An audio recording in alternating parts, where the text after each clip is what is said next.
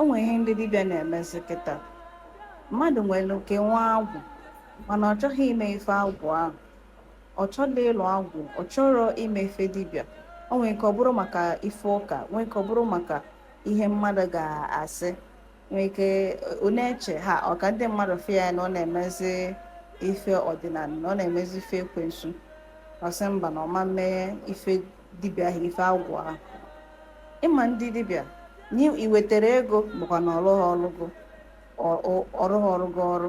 Ụfọdụ dibịa bụlọ dibịa niile karịa na dibịa ga-agwa onye ahụ na o nwere ihe menetere ama nwefu nwuru ya agwụ ahụ ewefu. Ọ sị ya na o nwere ihe a na-akpọ ichegharị okoko isi agwụ, ịtọnụgharị ya, the process of turning the agwụ energy. Ihe ya pụtara bụ na ọ bụla agwụ bịara ụwa ụbọchị eke, nwa dibịa